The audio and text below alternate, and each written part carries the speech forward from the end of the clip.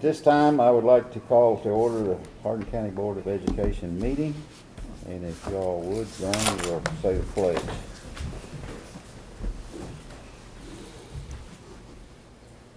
Pledge allegiance to the flag of the United States of America and to the republic for which it stands, one nation, under God, indivisible, with liberty and justice for all. All right, thank you. Board commitments, Dawn has those? They're back. Didn't he move out of the No, way? you're good. I got them here too. To improve our effectiveness, the Hardin County Board of Education commits to keep children first, listen, be prepared, be professional, demonstrate financial stewardship, represent the entire district and support district goals, and support board decisions. Okay, thank you, Dawn. And recognitions, and I believe Yes, sir. Mr. John Wright is back at the podium tonight. Yes, sir. It's been 7 months. So It's been a while. Just good to be back in this capacity. So Glad to see you back. thank you. We have the Stronger Together Awards tonight, Mr. Chairman. So several of those, and you'll understand why these folks are getting this award, these awards tonight, because of just their contributions to the district. So if you'll pass that resolution, Mr. Chairman, we'll get started. So moved. Second. Have a motion and a second to pass the resolution on, all in favor, signify by saying aye. Aye. Opposed? Motion carries. Okay, because of social distancing, Mr. Chairman, Ms. Johnson is going to come down and she's going to give each recipient their plaque still in its sleeve, and she's going to hand sanitize before she hands that award off. So, and the recipients, if you will, she'll lay the plaque in the middle of the table. If you'll just pick it up and stand at this end of the table while Miss Polly takes a picture. So we get that done. So Miss Sadie Atcher, Sadie and Zoe, if you guys will come on up. Sadie Atcher and Zoe Graziano are students at East Hardin Middle School. They're 8th graders there.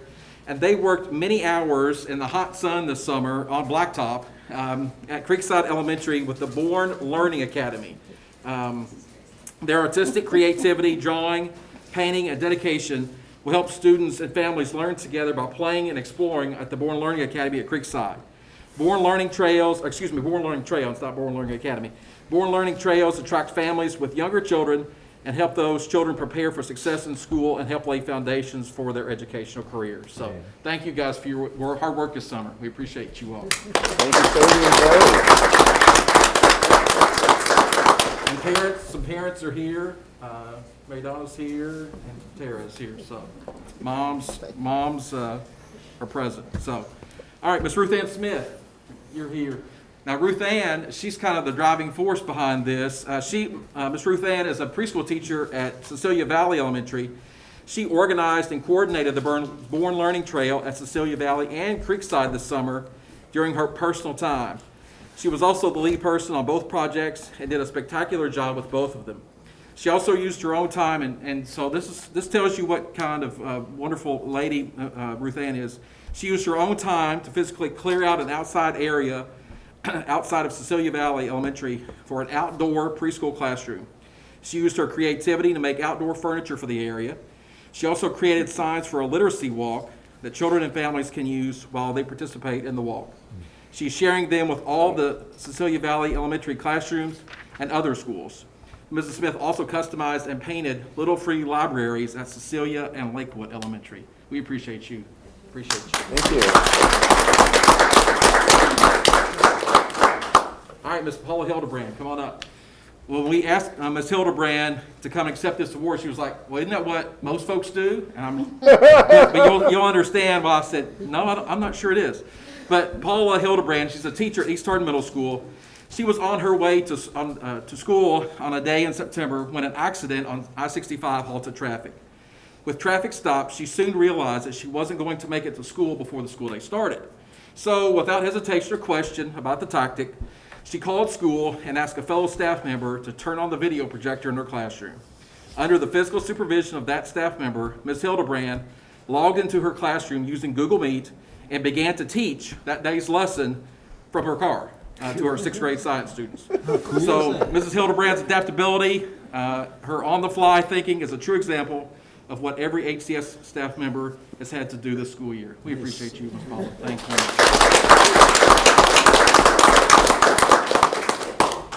So that is truly, she said, didn't think anything about it, just went and start teaching. So next, our community HCS Stronger Together Award. Ms. Melissa Phillips is here.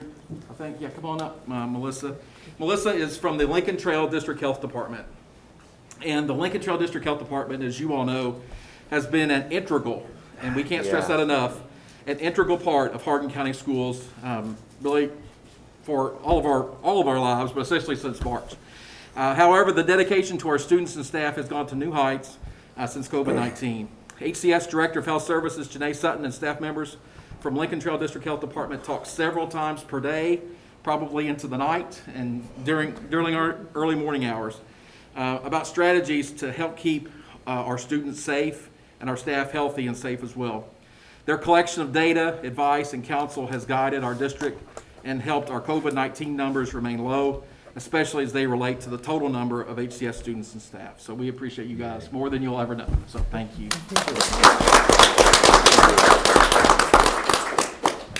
All right, Mr. Chairman, I'm finished. All right, appreciate it. Glad to get back to That's really some good. normal. Yes, sir. With A all little these different, wonderful people. but normal. Yes, sir. All right, thank you. Focus on academics, and I think Mr. Sutton's gonna take care of that for us. Yes, sir. Great crowd tonight. Yes, sir. Appreciate See it. some people out. Tonight we've got a guest speaker here with us. We have Miss Lisa Slavin, our Transition Readiness District Facilitator. Got a chance to sit in on a meeting with her yesterday with our school Transition Readiness Facilitators, Tara Wooden, Justin Kraft, and Jennifer Cobb. They're doing a great job. They're looking at a lot of things, transition data. You're looking at college career ready data, ILPs. You're talking about Cert ACT data, work ethic certification. Now she's moving into another realm, which is more the apprenticeship co-op opportunities for our kids. So I'm going to go ahead and let Lisa come. There she is. She's hiding on me. Come on up and tell us what you got going on with that, Lisa. Absolutely. Thanks for being here tonight. Oh, no problem. Good evening, everybody. Wanted to come and talk to you guys today about all the great things that Hardin County Schools is doing in terms of transition readiness for the district. So first and foremost, I really want to say thank you to Hardin County Schools for creating these positions first and foremost. I think oftentimes we get ideals and we create initiatives, and there's not necessarily a specific person put in charge of doing that task. So having the foresight to create their individual positions for this has really allowed our transition coaches to focus on just that transition readiness. They haven't had to try and squeeze it in with all the other duties that they're already doing. So just to let you know what those transition positions have allowed us to do. The first year that they were created, North Hardin increased their transition readiness by 12%, and career readiness increased by 15% in just 1 year. Unfortunately, COVID hit us last year, and we have not received numbers because they stopped data and they stopped accountability at that time. But we've talked to our transition coaches at each of the high schools. North Hardin had already surpassed their transition readiness rate for the previous school year, and COVID hit, and we did not get to do pathway testing for our juniors, and we did not get to get any of our T3 industry certs. So we're aware that they are continuing on an upward trajectory, and the other two schools are doing the exact same. John Hardin was within 2% of their overall rate that they had the previous year, and again, the entire third trimester, they didn't get to do any testing or any industry certifications. So it just shows you the continued growth that we're going to see in the district coming out of these positions. The other things that we were able to do, I know we talked last year about how we were able to work with the national branches of JROTC to get the industry certification for the ROTC pathway added back for the entire state of Kentucky, and things like that would not have been happening without these positions. So we wanted to start tonight by basically saying we've done all that and we're not done. We're just barely getting started. There are tons of plans in the works. One of the things that we did, obviously we added the district-wide position, which is what I'm doing to help coordinate with all three schools, but we're also going way bigger than, I know we've got the transition coaches at each of their high schools, but we're going bigger than that. So we've hit the ground running with work ethic certification. It is now K through 12 as opposed to being a high school only program.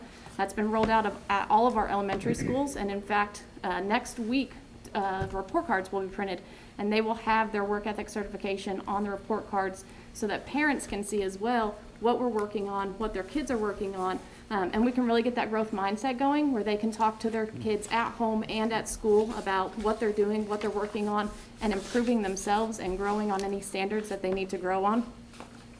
We are going to be doing district-wide work ethic certification interviews.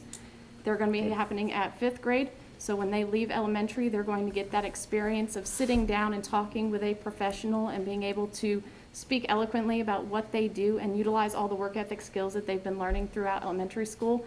And then they'll see that process again in 8th grade, and then they'll be prepared, hopefully by the time we get to their senior year, to be able to successfully complete not only that work ethic interview, but to help them successfully transition into the adult world and be able to do interviews to get them their careers for the rest of their lives. We have also been working in terms of transition readiness at the middle school level.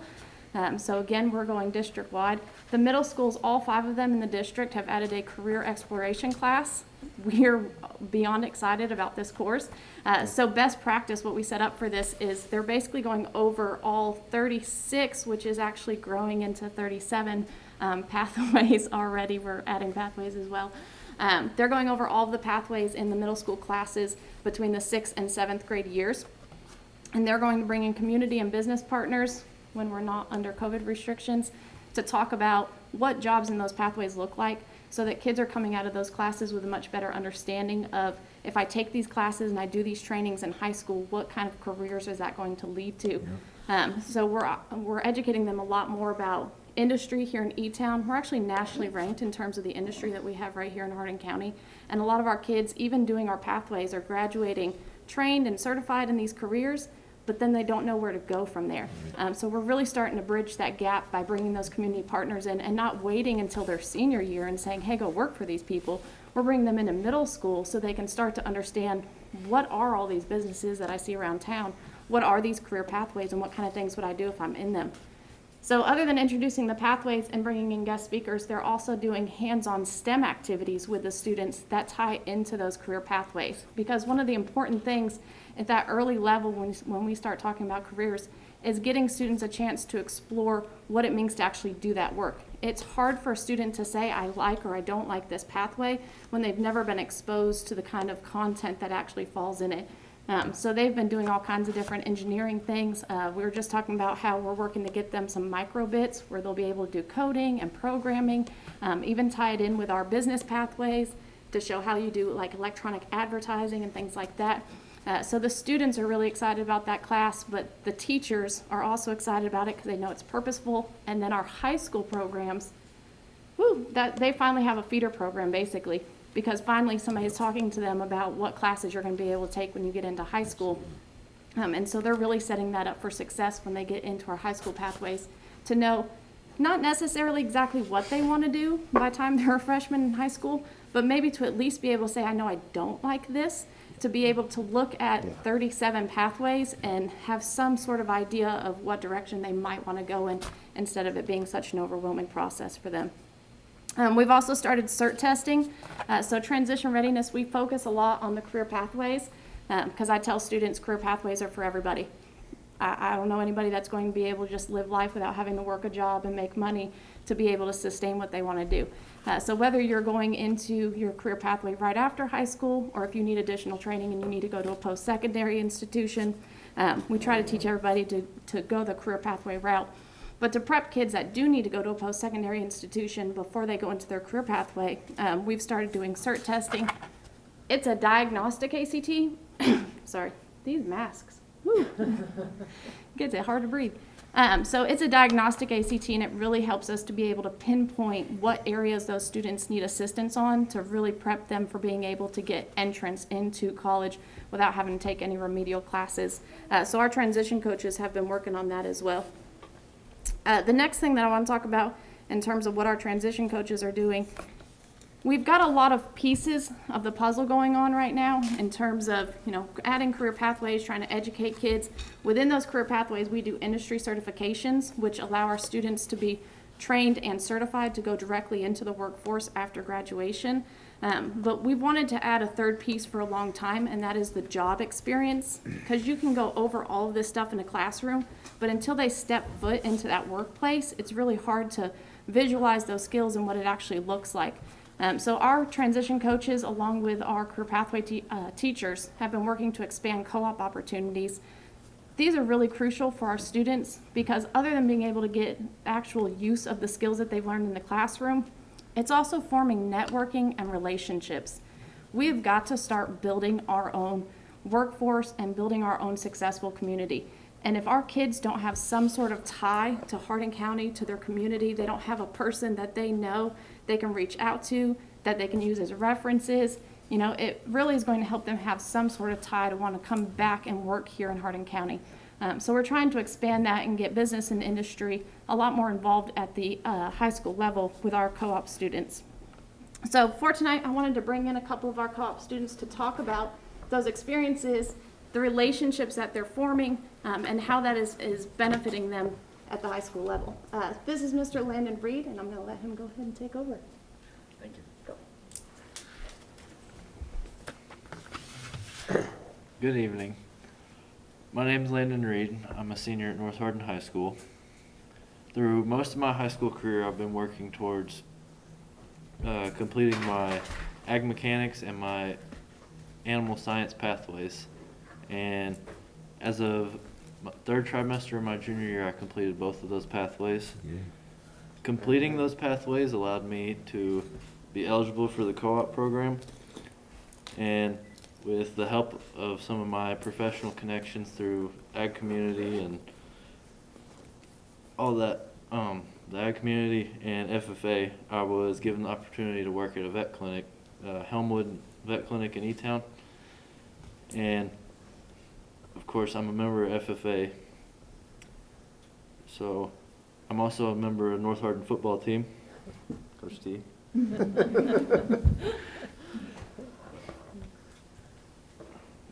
With the completion of my pathways and involvement at FFA and the connections that I have, I was able to get into co-op. And through co-op, I've been able to witness firsthand what it's going to be like to work in a vet clinic when I get out of college and finish schooling.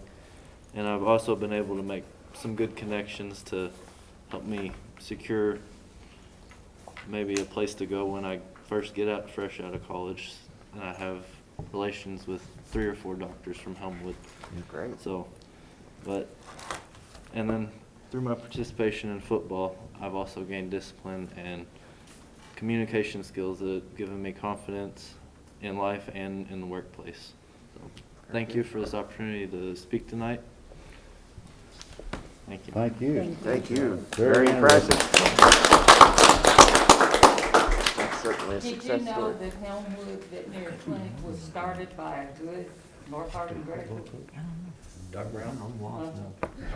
I'm good friends with Doc Brown. And this is Miss Perrin, also from North Hardin High School, speaking about her co-op experiences. Great. Hello, my name is Anaya Perrin. I am president of North Hardin High School and president of North Hardin High School TECA and a proud member of North Hardin High School Co-op.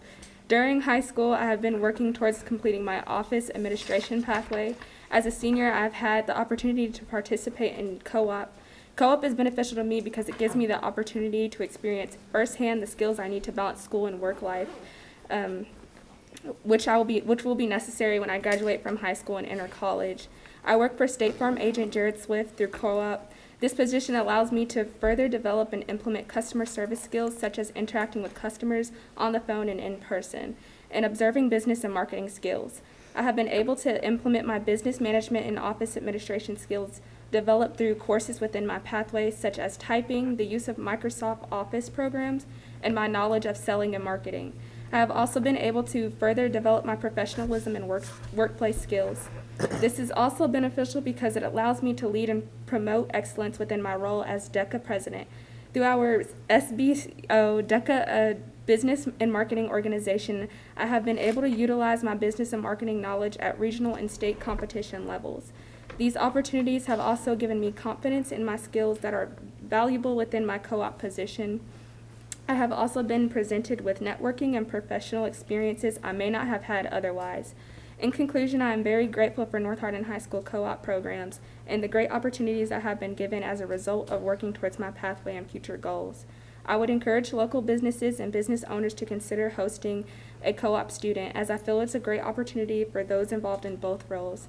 Thank you for your time and allowing me to speak with you this evening. Thank you. Very good.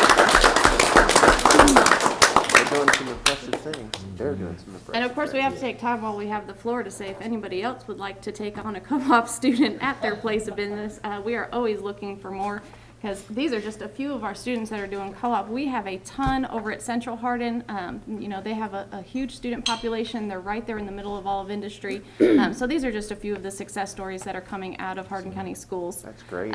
Co-op is also not where we're ending it. You guys actually have a decision paper in your packets tonight to look at adding apprenticeships here in the district, because apprenticeships are taking it even a step further. They're not just getting that short time experience and making those connections. They will actually complete with their National Department of Labor Journeyman Certificate and be certified to do the work.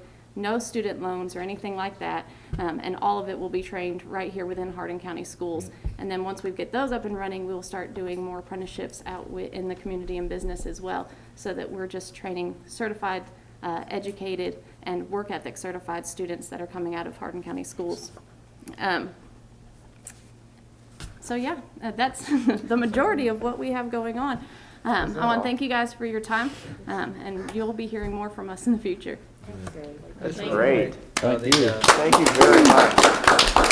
To finish it off, all the 37 pathways are encompassed in about 13 different categories. You got engineering, health services, and since we cannot take the kids this year over to EC3 in big groups, we're actually creating 4-minute segmented videos to give to the students in 8th grade so they can watch those and choose which ones they want to look at before doing their one-on-one scheduling in the spring. We've got Gina Ryan working on those videos as we speak, and got the first demo today, so I'm very excited about that. That's great. I can Good tell by job. Miss Slavin's tone of voice, even behind that mask, that she's excited about it. And when the leader is excited about it, good things are going to happen. That's great. Thank you. Good job. Thank you. Some good kids. All right, recognition of visitors. John? No, sir. Nobody signed up? All right, thank you. Construction updates. Maybe I better not say those. I see a principal sitting back here. Oh, no. She's gonna close her ears. We had update today from Lincoln Trail and New East Hardin, and as everyone knows, we're somewhat behind schedules on both of them, but Lincoln Trail's shaping up pretty quick. Could be early November. I predicted maybe Thanksgiving weekend on Lincoln Trail, and East Hardin, we don't know when, but our goal was to have this class to be the first class from East Hardin, and we're still going to work on that. We're up against winter now, and weather issues will control the finish paving and some other things, but first of all, we have to get the rest of the roof on the building. So we've had a lot of ups and downs. We've had some contractors that didn't do too well on, I guess, the money end of their things, so they bowed out, and we picked up some new contractors to finish the job, and it's coming along.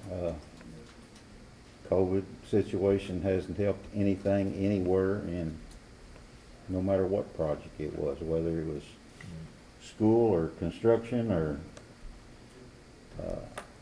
factory work, it's just the whole world is sort of somewhat behind the timeline right now. So anyway, we're working on that as hard as we can, and we've expressed to them time and time again that we want a nice finished product, if it takes a few more weeks or whatever, but we didn't really want to tell them we gave them the extra few weeks. We want it done, but we want it right. So we're not planning on taking the keys to the school too quickly. We want it to be complete when our students get there. So hopefully they will get caught up here somewhere along. And John, you got anything else you need to say on the construction end? You all right? I think you covered it, Chairman. I might have taken your punchline there, I don't know. You did well. Very well. But John's done an excellent job staying on them. They're doing a punch list as we see things instead of waiting till the end and doing a walkthrough. So hopefully the punch list and construction, I can't help but notice, and I don't know, I saw today John had dust all over his shoes, so I knew where he had been. But we appreciate him going out there and covering these projects for us, and we may even have to buy him a can of shoe polish or something when it's over, you know? Oh, my. I didn't say Here, good I thought he was polish gonna for say a shoes. new pair of shoes. Yeah. Done a great job. Yes. Okay, consideration of the consent agenda. It's not too lengthy there tonight. Approval of a certified evaluation appeals committee member.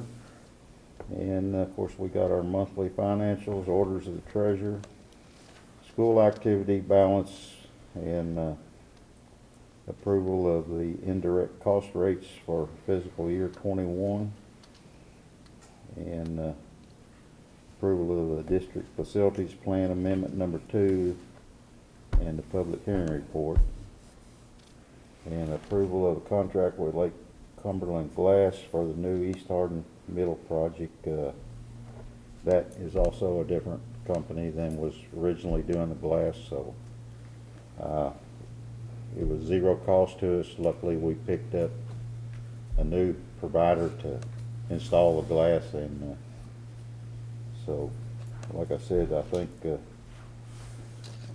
a lot of some of the contractor failure and things maybe has been COVID related. I know that it's been hard on everyone to meet their goals and keep health and so forth, So they're gonna do it for the same price the original company was gonna do it? same Okay. price. It's no change in cost. Bricklayers, block layers, masonry people, they changed in the middle of this project. They came from the Lincoln Trail site, and that didn't cost us any more either. Luckily, they accepted what was left on the bid of the original contractor, so there's been a few changes out there. Only thing I had to say today that we might have a little control on was I kindly asked Mr. Gum to clean up the East Hardin site. It looks a little, short-term word, I guess, raggedy from the road when you drive down it, and I don't see any reason that they can't make that look a little bit nicer. You talking about cutting down all those weeds along the road? Yes. Yes, ma'am. You know, Absolutely. the state police, the new driveway's been dedicated, and I just think that they can, even though it's a construction project, they Yeah. can make the appearance a little better. Yeah. Lincoln Trail, I thought this looked pretty good. Of course, they had a back area for a lay-down area, Yeah. and they had nowhere to hide over here. You can see all the way around them, so. Yeah. But you can still clean up your camp. Yep. All right, anyone have anything, questions, or want to pull something out or discuss it any further? No, I think this is good. I move we approve the consent agenda. And I'll second. Okay, have a motion and a second to approve the consent agenda. One last chance. All in favor of the motion, signify by saying aye. Aye. Aye. Opposed? Motion carries. And that takes us down to action items. Anything on there with? Yes, sir. One thing I would like to add to the action items is the purchasing of 5 buses for this school year. The thing with buses is if you don't purchase a certain number every year, you get behind, and then it is very costly. So with your all's passing, we would like to order 5 new buses, and those will replace some of our older models. And we will utilize these to meet the needs of our students as we go forward. Now, how many did we buy last year? Is it only 5 last year as well? Yes, sir. We'll end up buying 10. 10. And what we like to Okay, do is that's- the same recipe from last year, go ahead and order 5, and then see how the year If there's- progresses, and hope to order another 5. Okay, that's what I was looking this for. spring. What's a new bus go for these days? 90 to A 100,000? little under $100,000. Yeah. First board meeting I worked at, we bought buses and they were $8,000 a piece. Oh, Lee, I don't believe I would have told that. Doesn't seem like that was that long ago. Mm. Yeah, my first car was $2,350, and that was a new one, but I Yeah. sure wouldn't want to drive a $2,350 one now. Oh, dang. Yeah, We'll need a motion on that. I thought they probably were over 100. Are they still under 100 a little? I need to go back and check again. I don't Yeah. have it right in front of it. Between $90,000 and $100,000. Yeah. There's a lot more electronics Yeah. on them now than there used to be. Yeah. Stop arm cameras and things of that nature, so I'll, the cost has continued. I'm still thinking we need to consider, putting an air conditioner in them too. Oh my gosh. Then we'd have to do all of them at once. Well, we do have them on our special needs buses for students that have, medical issues, but on our regular fleet, we typically don't buy them with air conditioning. I know we don't, but as the climate gets warmer, I think we need to think about it. Well, that's certainly an issue. John, have we considered the use of our buses with COVID and all the stuff and the transport that we're doing right now? Do we have the need for 5 new buses? I mean, it wouldn't be on here if we didn't, but I'm asking the question. Yeah, absolutely. I don't Yeah. know that our need for 10 is as great as it typically is in a normal school year. Yep. We're still traveling many of the same miles that we would in a normal school year, just to make sure everybody has access. But we haven't had as many field trips and extracurricular things like that. So I don't know that we would need 10, but we certainly are going to need 5. Well, I think that there really isn't any way, because people live where they live, there really isn't any way to cut down the routes, because you have to go the same place even if you don't, even if you're only picking up A students one day and B students the next. We did look at that, right? So we have But- the same number of routes, just less students on each route. Yeah. Yes. Correct, and we make some efficiencies. We're not traveling probably as many miles every day. Obviously, if there's a child that doesn't live down the road, we're not gonna go down that road on the Yeah. opposite day. But overall, we're traveling 90% of what we've done in the past. But the field trip lack of field trips is a big difference. It is. Yeah.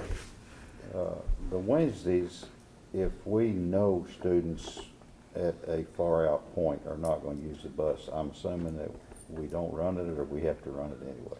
Well, before spring break, we wouldn't have run, well. Fall we would've- break. Fall break. The start of the school year we did, but then once we got into a rhythm, we didn't. But now, with students coming, all A group this Wednesday, I hope I said that right, and Yes. B Right, next next week, Wednesday, right. it'll be like any other school day. Okay. All right. I move we buy 5 new school buses. I'll second. All right, I have a motion and a second to go ahead and purchase 5 new school buses. Any other discussion? I assume these are outfitted as normal. There's nothing new we're asking for, just, The latest thing we've added is that stop arm camera. Yeah, but- We're now including that. We have cameras in the front and the back. We've now added a camera on the stop arm. okay, then, yeah, I think that's all I need. And how many of those do we not have? I'll have to get that number for you. Yes, The older the bus is, sorry. the less likely that it's on there. I will say the transportation department strategically places buses with the stop on them on our, The what strategic we places. consider most exposed routes as far as issues with with running the stop arm. Yep.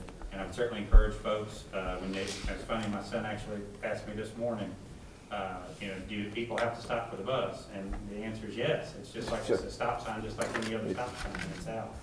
So, and it's just much safer for everybody. And our folks do a great job. I was out at East and brag on the bus driver, they stop, the stop arm comes out, and most drivers you'll see won't even open the door until everybody's stopped, and then they let the motion the child across the street. So they work really hard to make it as safe as they can. Do we still have competitive bidders on the buses? Are we still got 2 or 3 companies that make buses, I'm assuming? There are, but that is very regulated by the state, the board. You do not have the purview to go out and buy any bus that you want. Right. You're forced to buy them through the state bid process. But Bluebird and International, there's just 2 or 3 that make them. Our buses in Kentucky are some of the safest vehicles probably anywhere on the planet. They're very, very So safe. basically, we don't have to take bids on them, we go get the state bid price on it. The state bids it, and then we buy off their bid list. Okay. And they're getting a better bid because they're getting larger quantity from all this Hopefully. divisions. That camera on the stop arm, are those, is that reviewed daily? And if a car runs the stop sign, are they cited? Well, Based that's on the intention. camera? If you remember about this time last year, I think was something in the paper about it. But it's designed for when that arm's out and a car runs it, it gets a picture of the license plate so that we can turn that into circuit court and let them press charges and deal with the individual for running the light. It's a very dangerous thing when someone runs that stop. But they can be charged based on the camera on the Yes, stop ma'am. arm? We get a picture of them, then it makes our case very, very strong. Good Without the deal. picture, it makes it more difficult. Yeah, okay. All right. All in favor of the motion of purchasing buses, signify by saying aye. Aye. Opposed? Motion carries.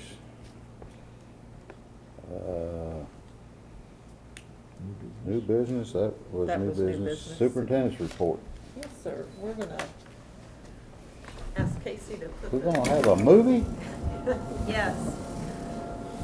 I hear Hocus Pocus is playing at the State Theater tonight, so.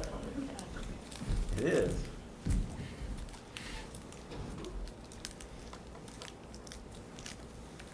that as bright as it's gonna get, John? No, ma'am, It just, wait for the turbos to start running. yeah, the lamps warm up and it looks better after a while. Just want to go over a couple of things. No, we are not planning to go NTI anytime soon, but it would be not in our best interest not to be prepared for going with NTI. Some of you may recall 2 years ago, November 12th, 13th, 14th, around that time, we had a very unexpected ice storm and were out of school for 2 or 3 days due to lack of electricity. The roads were great, but we had no lights in a majority of our buildings. So the board back in August passed that we could use extended non-traditional instructional days. And these can be used for weather related or they can be used for long term. So John, if you'll go to the second one. So there are 2 types. We'll have NTI emergency, and we will use NTI for snow, ice, flooding related days. And on those days, what that will look like will vary a little bit based on what we find of the number of students we can provide service for.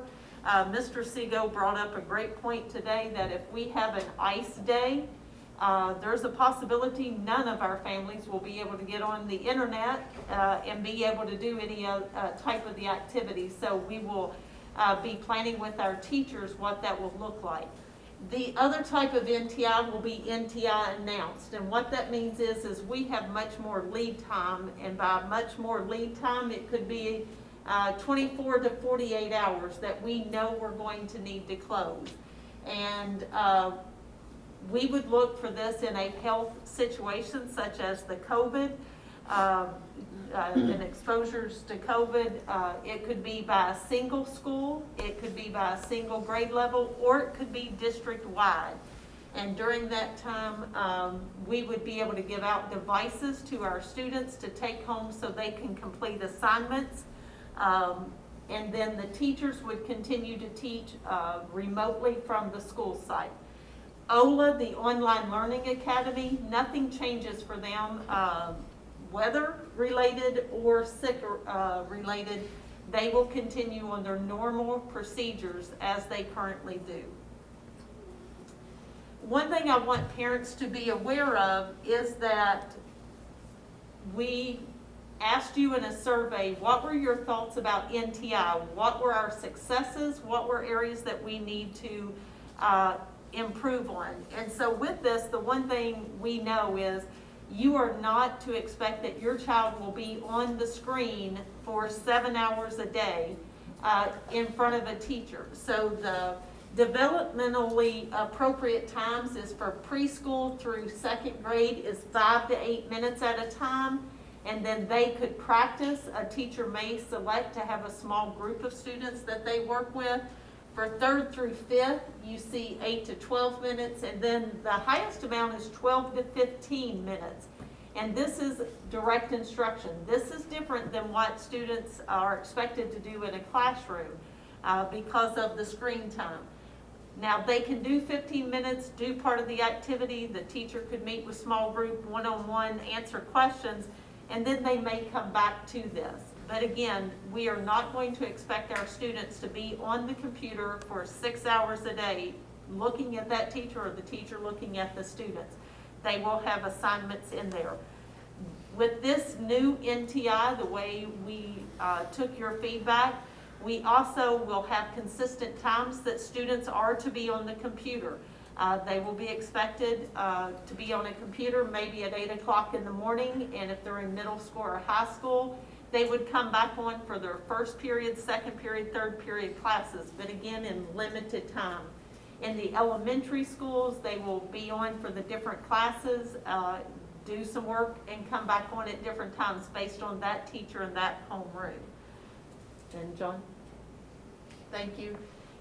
What we have asked each school to do, they each have their own plan because of the start times. And so each school will be reaching out to their parents to say, this is what's going to be expected of your child on these days. And so we're not going to show you the plans tonight, but your schools, the teachers and principal will be communicating with you about the school's expectations of what their NTI day will look like. The one thing I do want to communicate is we are going to ask all of our teachers to set office hours. Last year, we basically had around-the-clock teachers, and we had teachers at 1, 2 o'clock in the morning responding to emails, trying to be very helpful with families, but we know for their family time and mental health that we need to have a set hours that they would be available. So we've asked each teacher in each school to set an hour in the evening to be able to answer questions from families. But please, we want families to know they will not be available 24/7, but they will have a set time that they're available. So again, each school will have their own days planned, and your schools will be communicating with that.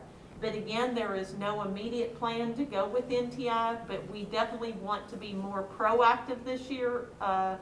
So we're not in a situation of having to be reactive when this does occur. So again, the 2 times we'll use it is weather related and then long term. So that's it, John. All right.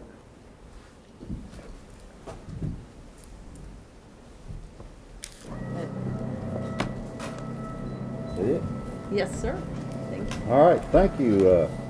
And, you know, while our teachers and educators and folks are here, that we're glad to have you back. It's been different for the last few months, and we kind of went against state recommendation. Thank you for the first month, but I really appreciate you all going back, and I think Much we so. have made really significant gain in that extra month. I know there's been a few ups and downs, and you know, the kids, believe it or not, they wanted to be back. Absolutely. You know, the Central Hardin football team got knocked out a couple of weeks, but they learned a whole lot from that. They having trouble winning the game because they lost practice and some things, but they learned a lot. They are practicing safety now to be able to continue to play. I think the girls won the soccer tournament this week, or the district. And so, you know, things are really looking good, and dang, I'm just proud of Hardin County Schools. Yeah, very much so. I think y'all are doing a good Thank job. you all for the hard work. Absolutely. It truly has been amazing, and you're right, the kids are incredibly excited to be back. We talked today about how some of the students are missing the A group. If they're in B group and B group's missing A group, they really want to be back together. And I assure you, we are working towards that, but we also want to keep everyone healthy. Yes. But our teachers, and everyone, our custodians, they're having to do a lot of extra cleaning. Our cafeteria is having to prepare food to send home for kids on days that they're not there. So it has just been an incredible group effort from throughout the district. We have Ms. Sutton, who does contact tracing, and that's very important. We recognized the health department earlier. The one thing I do want to share with our audience is if you're not feeling well, a lot of people want to blame it on allergies, and Ms. Sutton will tell you case after case, we are seeing that sometimes it's much more than allergies. So if in doubt, go and check it out and have a COVID test. But we really appreciate the contact tracing, because that helps us know who we need to send home to keep everyone else safe. So I think we also need to encourage folks to get a flu shot. Oh, yes, yes. Just in general. Yeah, Yes. everybody needs to get a flu shot. I appreciate that. That's very important this year, and those will be offered at our schools. They've already been offered here at Central Office and our bus garage, so we're trying to keep everybody healthy. That's it. That's it. Okay. Next meeting will be back November the 19th, Yes. and that won't be long till Christmas then, will it? Oh, boy. All right. We are off November Yeah, 2nd. we're off November 2nd at the EA, And third. and 3rd for the presidential election and other elections. Oh, God, I can't wait for that to be over. So, yeah, I will be glad when this election is over. If hopefully we could get back to some normal programming on TV. You know, an old man has to spend a couple hours there in his recliner and napping and watching TV, and I must wake up at the wrong times. You're but going that's to have all to I learn see. about Netflix and Hulu, because I think we're stuck Yeah. for a while. I think Prime we better Video, I like adjourn. Prime Video. Prime too. Video, huh? On that, we do encourage everyone to go out Go and vote. vote. Have your say, make it happen, do what you Yes. got to do. That's right. Can't complain if you That's right. don't make a choice. Right. Are you ready for a motion to adjourn? Yes, ma'am. So moved. No, Second. Have a motion Race to and a adjourn. second to adjourn. We may want to table that for a while. Yeah, let's just talk, let's talk. All in favor, signify by saying aye. Aye. Opposed, motion carries. Thanks for coming. Y'all have a safe trip home. So much.